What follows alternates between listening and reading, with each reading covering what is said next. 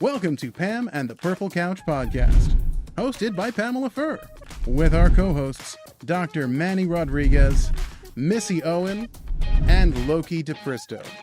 Together, we're going to dive deep into topics such as education, neurodiversity, autism, and applied behavioral analysis. Remember to click subscribe today so you don't miss out on any future episodes. Hi, friends and family, and welcome back to another episode of Pam and the Purple Couch Podcast. Today, we're going to talk about personal expression in school and how much is too much, and where's the line? Where do we draw a line? Do we draw a line?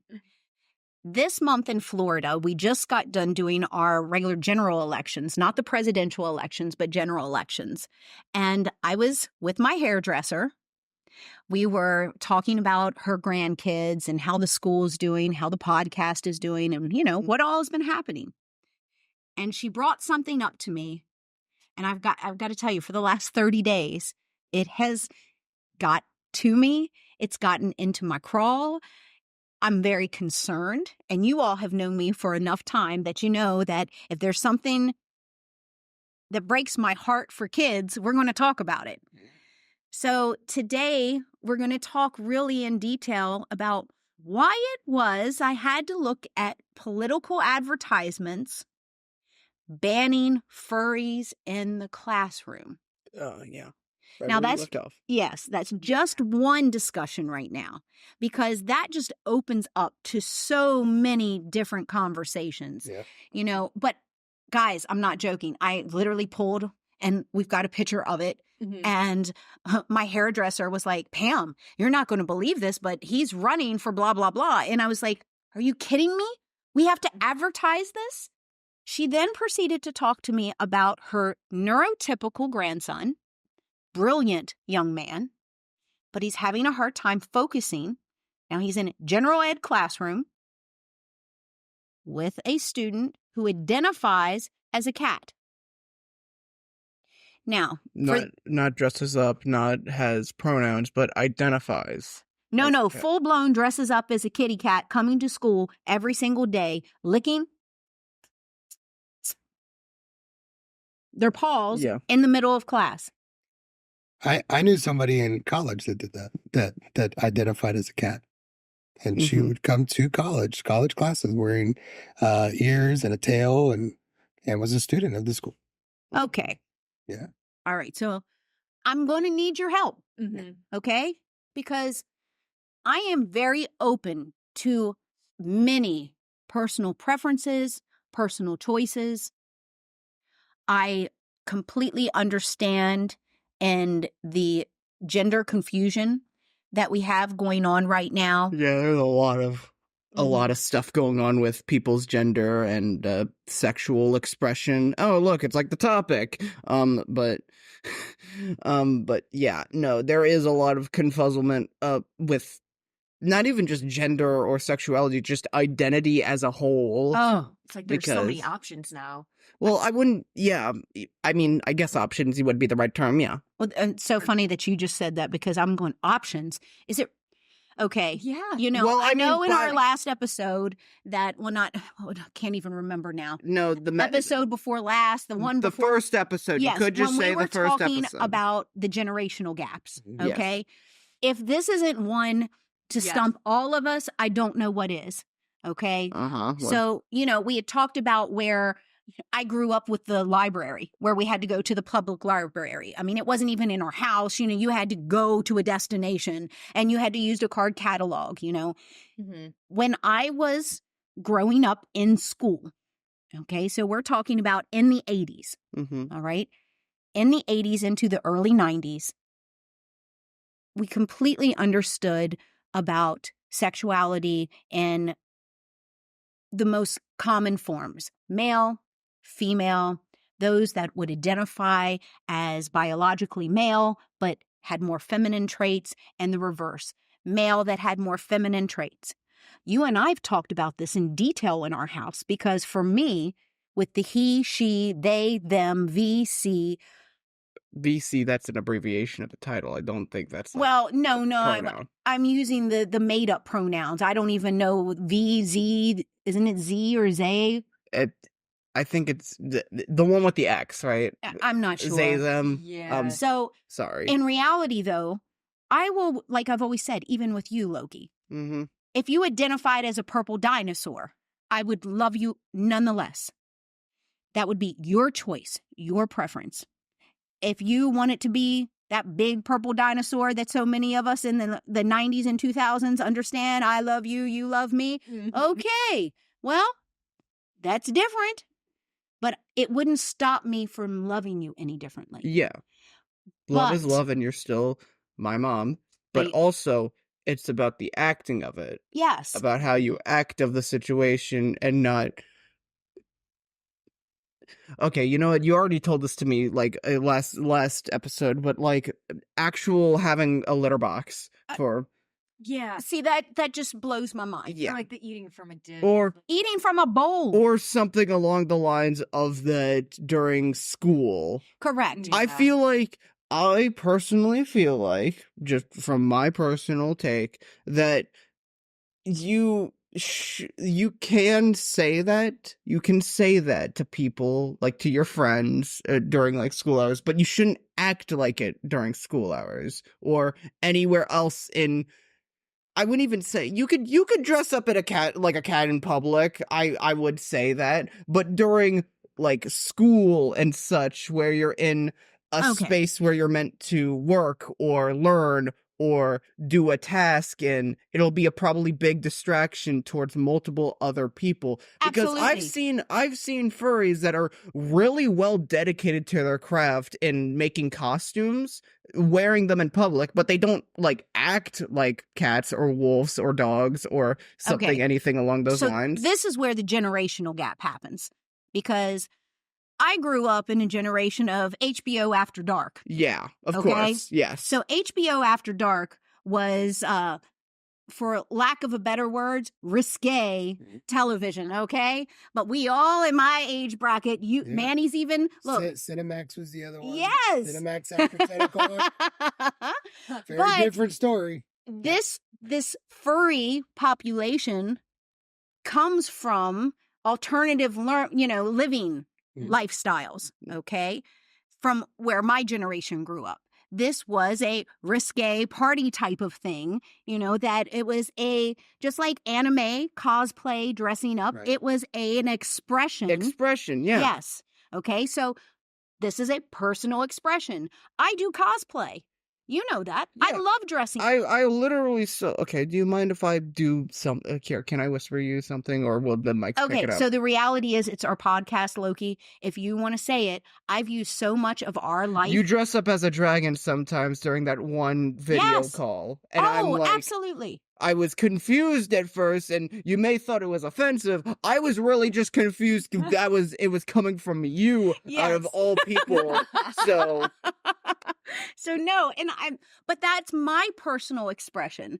So we had an event, and you were supposed to dress up as the inspiration that you have. Yeah. So for me, I dressed up as an ethereal dragon. Oh yeah, you always talk about that. Yes. I feel like that dragon. That's my ethereal dragon. That's my higher self, is my ethereal dragon. Yeah, but wait, hold on, wait. I'd like to say one more thing before you start talking about the other things that you saw in the video. No. I was going to talk about I don't wear it to work. Look, okay, well that's also fair. But I also wanted to say, by that logic, you would also be considered I know not really the term is furry because dragons have scales, but in reality, the proper term is scaly. But in reality, it's just really they're just furries, but instead they dress up like dragons or reptiles or something along the lines. So by logic, you'd technically also be a furry by that standard as well. There you go. So then I have the right to say that as someone that not only dresses up as a dragon, but has dressed up as a bloodbender, who is dressed up as a merwoman, who has dressed up, I love dressing up. I don't think that there's a Halloween that I have missed in my 48 years. But Loki, as a school administrator, yes, I am not allowed to have Halloween in our schools. I'm not allowed to have Christmas. As cool as it would be, We have to have holiday parties. Yeah. We have to dress up as our favorite character in a book.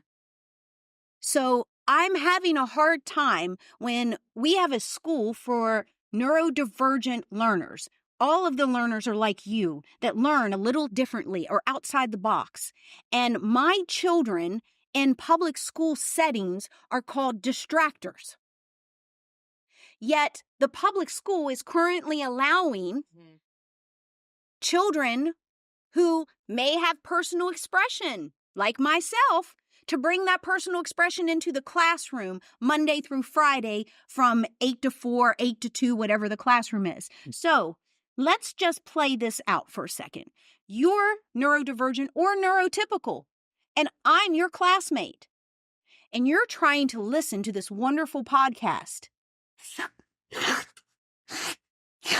That's awful. And the teacher asks a question and I answer in meow or ruff, ruff, Really? ruff. Is it like really like? Do you have like an example of So, that? yes, Rolling Stones magazine, because when I saw this election sign that was I ban furries in classrooms, I was so dumbfounded because I thought it was a joke. I got to be real with I don't you. believe it. I thought this was a complete joke. I thought this was okay. You know, this is like one of those satire things that get on the internet. It's one of those reels that Clickbait. people, yes, exactly. And then I started reading the background. It did start at that. Someone, I think in Maine, made a joke about this, and it was bringing a litter box to school. Oh gosh. It started as a farce. It started as a joke. But now you've got it happening in Maine, in Maryland, in Virginia, in Florida, up and down in Florida. You know, and these are just the articles that I read. Enough that Rolling Stones magazine had to do a cover. And I don't think it was a cover, it was an article or something, but it was on their site. And it was talking about this main topic was furries in the public school system. When is enough, though? You know, it's interesting because, like, as a educator, as a administrator of education, right? Public schools, charter schools, private schools, we have the obligation to the population of students. We have a responsibility to protect all and to care for all, but we also set the rules. We set the standards. So, like, we're talking about furries in this particular instance, but in terms of just expression, Yeah. now we see students are allowed to do things that they weren't allowed to do 10, 20 years ago.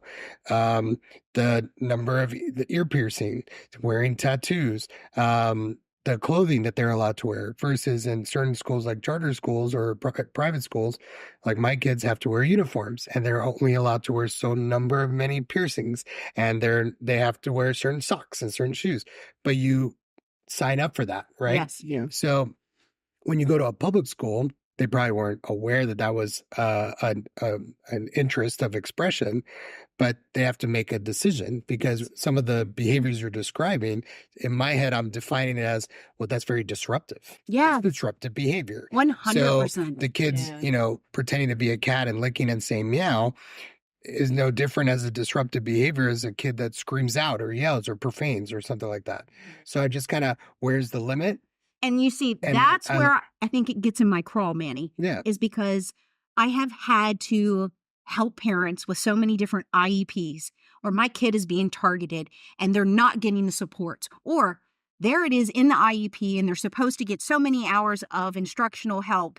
But now that child's not getting services they need because there's other distractors going on in the classroom Right. that then cause this entire chaos, but yet nobody's saying anything. Yeah, and I think it's almost like It's concerning. it's getting to this world. Are we protecting a class of individuals versus looking at the needs of all? For is it disruptive to the learning environment? And Okay. it sounds like it's a So- little bit of a conundrum here. Let's all talk about this on a clinical side, okay? If any of our children, and Loki, do you remember in first grade when you were Butterfly Boy? You stemmed Yes. a lot. Yes. So that's what we called Loki when he would jump up and down, flapping his arms to stem for Yeah, and I'd self-stimulation. feel embarrassed about it when people talk to me about it, and Correct. I didn't want to, go into depth about it because it was again embarrassing as hell. Yes. I mean, sorry, It's can I okay. say hell? Yes. it's Okay, I just can't drop an F-bomb. Yes. Okay.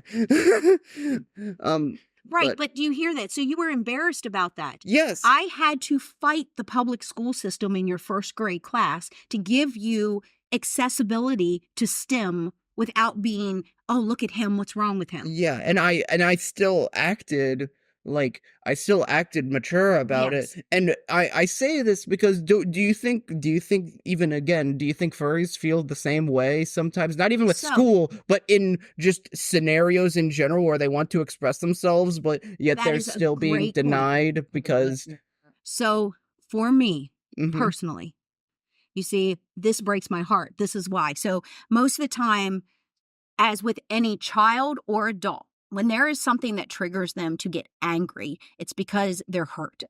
Anger is simply hurt on the outside. So anytime you see a child or adult that is in full, session, is raging, that's because they've really been hurt inside. And this is just the way that they're showing it on the outside. So for me, this destroys me inside because of that right there. Because you were ashamed, pointed at, picked on because of your stimming. Furries, if they truly are identifying as animals, this is a mental health problem. And they're not getting care. They're not getting treatment. They're not getting support services. The parents that are allowing the children to leave the houses, identifying as a four-legged animal instead of a human being, need support. They're in crisis themselves. Our children would be getting sessions. They would be seeing a mental health counselor. They'd be seeing a board-certified behavioral analyst, a therapist. Oh, well, sorry. Well, you could continue, Manny. If you were going to say something, I was going to say something as well. My concern, Loki, is that if there are furries that are feeling the way you felt when you had to stim as a child with autism, Yes, but not. where are the support services for them? Well, not even that to an extent. I'm talking about like adults who have costumes that they like don't act like animals, but they still like wearing those costumes in public. They still feel like they still get hated on just for simply wearing the costumes out in like not even in like schools or anything, just like walking around in it. And yet people still hate on them for no reason, I'd say, because they're not doing anything bad. They're just wearing a costume. So in that aspect, people hated on me because I was a redhead. Yeah. I can tell you all the ginger comments, Anyone Jersey was Sorry again if this conversation seems No. very out of the blue, out of talking about. It's not out of the blue, Loki, because it is exactly why our society is where it's at, is that there is a point to everyone having individuality, okay? Mhm. Everyone has that right. And everyone also has the right to be made fun of, to be picked on, to be like, oh, look at her. Man, Loki, what you don't realize is that my generation, our kids are mean in school. Yes. They just are. You're not going to change that. No, in every generation it has been. We try and we hope for acceptance. But that's going to come from the kid itself, coming from a resolution in their own mind. You got it's it. It's not going to be. But now listen to that. But there has to be a way to also protect the 20 other students that are in the classroom. Oh, yeah. And that's where my concern comes in, is the individuality. That is everyone's personal freedom and personal right. I have every right to dress up as a full-blown dragon every day out in public. Yeah, but no. And I have the right to understand that because I'm doing that, people may look at me and be like, that's a little outside the box. Okay? Yeah. I'm taking that because that's their individuality. See, we have to understand that there has to be a right for both the person that is having the personal expression and the one that has their own personal expression and identifying as a human being that's identifying with their natural born sex, that's coming in dressed as a typical human being. Okay? I could be like, I don't know why you're wearing gray pants. Gray pants are horrible. I just don't know what. Kids used to make fun of kids in my generation because they couldn't afford name brand clothing or name brand shoes. Yes. I mean, horrible Kobe jets. I don't know, because that's what we called fake Kobe Bryant shoes back in the day, but you would get made fun of. If you had white Dollar General sneakers instead of Keds sneakers, they would make fun of you because you couldn't afford the name brand. We don't see that so much in today's society, but instead it's dedicated towards furries. Not just furries. Like, okay, furries, well, hell, sexuality, transgender yes. people, anyone that's trying to classify as like NB, I guess, like they them, non-binary. Like yes. Thank you. Sorry, I was fumbling on my words, and even then I kind of remembered the gender. Sorry. Yes. But yeah, non-binary, furries, transgender, like anyone that's trying to be like not cisgender. Yes. Which is like basic, like what Correct. you were born with. So here's my solution. Okay. Missy wants to be a furry. Yes. She's identifying, let's say, as a unicorn. Yeah, she could dress as a unicorn, but not in school. I don't have a problem. Even in school, she came in with a unicorn horn on her head. I have a problem when the behavior becomes disruptive to the rest of the class. So allowing Missy to walk on all fours in class is disrupting the rest of the class. Allowing Missy to lick her water from a bowl instead of drinking from a cup or from slurping or making her snow. I don't even know what a unicorn would make. Instead of using human speech or written, think about it. We have children that have no expressive language. But what do we have to do? We have to find a substitute form of communication for them. Right. Yeah. We don't tell them it's okay to grunt. Yeah. As a TA, some of the children that you work with, they would love it if all day long, if you asked them to graph, they went, We know that. We've dealt with those children. Yeah. And we have to actually spend hours upon hours to get them to come out of the shell. Yeah. So I think what we have to do is look as a community. It disgusts me to even say this, but let's look at the CDC, the Centers for Disease Control. They have to look at the outweigh of the mass. So example, I hate the preservatives that are in vaccines. Yeah. Can't stand them. They are harmful to humans. They should not be used. The CDC understands that there is risk in using those preservatives. They acknowledge it on their website, but they also acknowledge that when you have got 20 million people versus 2,000 people, they have to look out for the 20 million people. Right. Mm-hmm. So when we're looking in the classroom, we have to make sure that this is not a disruptor to the entire classroom. Yeah. Same thing when you were talking about transgender. Yeah. I am as open as they come. At the same time, I have seen reels of teachers being harassed. I would have been scared to death. I'm 5 foot, and I've seen video clip of 6 foot tall students clearly in organically masculine bodies, but identifying as females. And instead of handling themselves in a respectful, mannerly way, being assertive, disrespectful, and almost to the point of personal space invasion as a teacher, I would have been scared and never would have come back in the classroom. And that worries me because we're seeing it not only happening to our teachers, but we're seeing it happen to our kids. Wait, what do you mean when it's seeing what happens to our kids? Our teachers or our kids? The kids part is example, my hairdresser's grandson, who's having a hard time focusing in class because of the licking of the paws that are going on in the class. Okay, sorry, you were talking about just in a general expression thing. I thought you were talking about transgender. Oh, no, but in the transgender world, okay? Mm-hmm. So let's use that one. And you understand, especially in all of our companies, we don't see color, sex, creed, religion.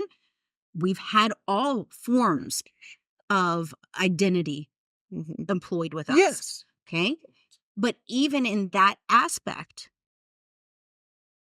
I'm going to use, if I had a gentleman that identified as female, coming in with long braids and beads and flipping his hair left and right, I wouldn't be seeing him as a transgender. I would be seeing him as a human with long braids and beads and hitting back and forth, causing my kids to pay attention to his hair or her hair or their hair instead of paying attention to the class. Yeah. So I think that hits the home run, because it all boils down to the behavior itself, not necessarily the identity or the person or the gender. It's how you act. It's the action, right? So if it's in a school or in a home or in a community setting, a movie theater, whatever, there's typically,